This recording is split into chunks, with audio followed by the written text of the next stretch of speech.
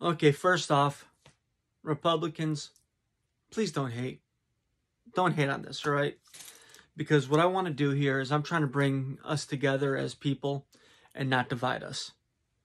Well, not divide us any more than we already are. Once again, I'm Jeff Donnelly, the author of Emotion and Political Repression. My website is jpdonnelly8.com. I can be found on YouTube, jpdonnelly8. I can be found on Instagram, jpdonnelly8. I could be found on Facebook, jpdonnelly8. Okay, so I can be found around, just saying. Okay, so once again, Republicans, please don't hate me on this. And Democrats, you'd be very smart to actually listen. Okay, so we're a nation divided right now.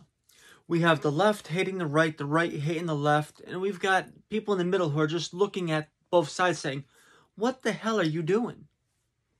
So I say this, instead of being at war with each other, instead of targeting individuals, instead of targeting groups, which has been going on for years, we need to come together and stop the violence, stop the hate, and stop all the spreading of all the bullshit. Okay. The Republicans really are not in a position to do this. The independents are not really in a position to do this. The people who are in a position to do this are the Democrats. And I say that because the Democrats have the presidency, they have the Senate, and they have the House of Representatives. So if you look at it, they're the ones that need to actually cross party lines and look out for the people. Because at the end of the day, no matter what, the president, even though he's a Democrat, he needs to be there for all Americans, including Republicans. Every member of the House and Senate, they need to not be there just for their political affiliation, which majority are Democrats right now. They need to be there for the people who live and reside in their districts, which are Democrats, Independents, and Republicans. You know, and you look at it like this. Right now, like we are a powder keg as a country. And I don't mean about another country. We're a powder keg with neighbor against neighbor. Worse than the Civil War. The Civil War was part of a country versus another part of the country. We're actually neighbor against neighbor. We have that much hatred. You know, you have people with a Biden sticker on their car living right next to a person with a Trump sticker on their car, and they hate each other over that one goddamn bumper sticker. Like, it needs to stop. And the best way to stop this is to end these criminal cases that are going on right now. We need a president who's going to suck it up and say, you know something? We had a lot of violence happening, you know, like in the country, through Black Lives Matter, Antifa, and other situations like this where cities were being burnt down to the ground, where people were being killed and physically hurt. Some people were charged. Some people were arrested and found guilty. Other people, such as a professor who was using bike locks and hitting people, were given a slap on the wrist. It's done, it's over with. A lot of people still haven't rebuilt. A lot of people are still suffering from injuries that were inflicted on them through these situations. But you know something? The district attorneys in those areas refused to press charges. Nothing happened as a result of those charges. I mean criminal activities. I mean criminal charges and such.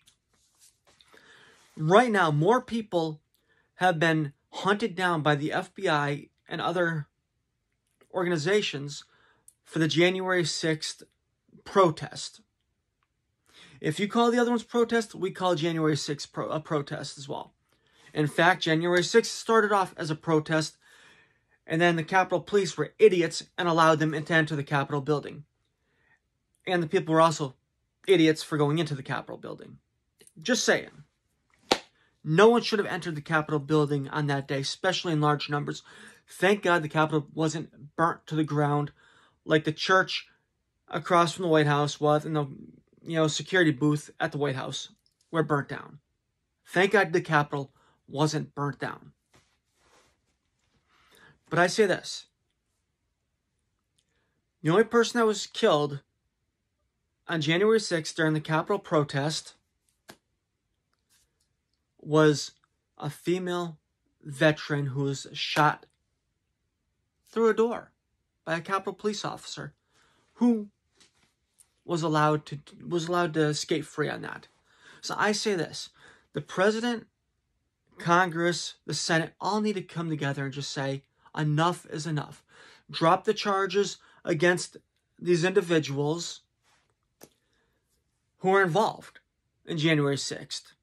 Just like the charges against the other people involved in all of the rioting and protesting were dropped for the 2, 3, 4 years prior to January 6th had been done.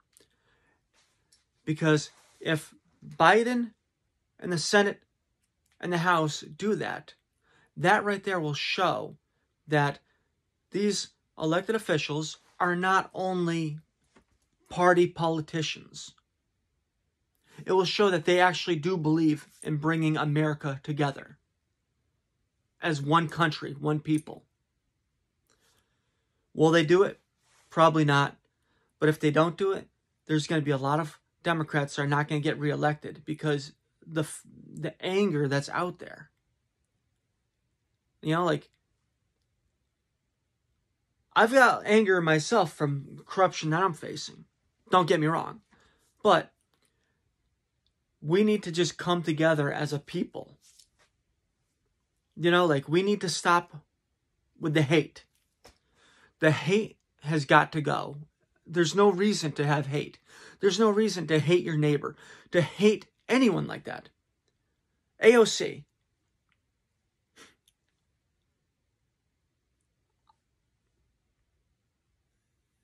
I don't know if she believes in what she's saying or not, but it is what it is. I don't like Nancy Pelosi. You know, I don't hate her. I just don't like her politics.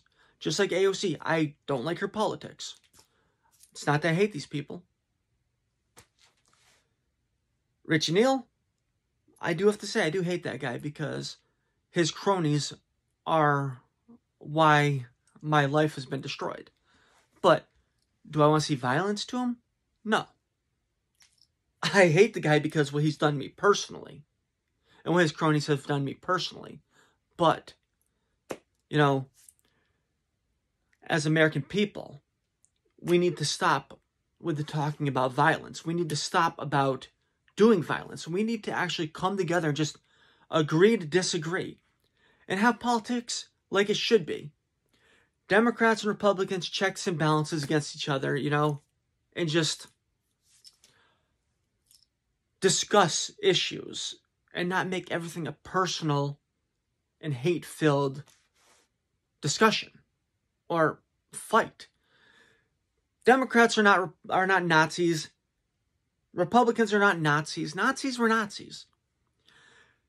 And the day that either political party starts putting people in concentration camps and executing them, then we'll call them Nazis. But until that day, all you are is you're a political opponent. You're someone who believes in a different way of governing than the other person, which at the end of the day, honestly, most politicians have more in common than they do differences, just like you and me. You know, just like you and me, they have, sorry, it went down to 20%, so I'm not sure what happened here, like if it cut off or not, but hey. At the end of the day, politicians are just like me and you. They have more in common than they don't have in common. And if you're in America, we have the Bible, yes.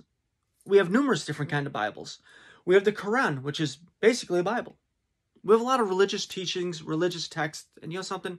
I believe, love your neighbor. If your neighbor's a Muslim, live and let live. If they're a Catholic, live and let live. Protestant, live and let live. Baptist, same difference. But as the United States of America, we do live under one common, let's just say it, religious text. It's a government text. It's called the Constitution. It gives us our rights, and it puts restraint on the government from interfering with our rights. And honestly, whether you're a Democrat, Republican, Libertarian, or any other party, at the end of the day, we're America and we should live by the Constitution. So have a great day. Bye.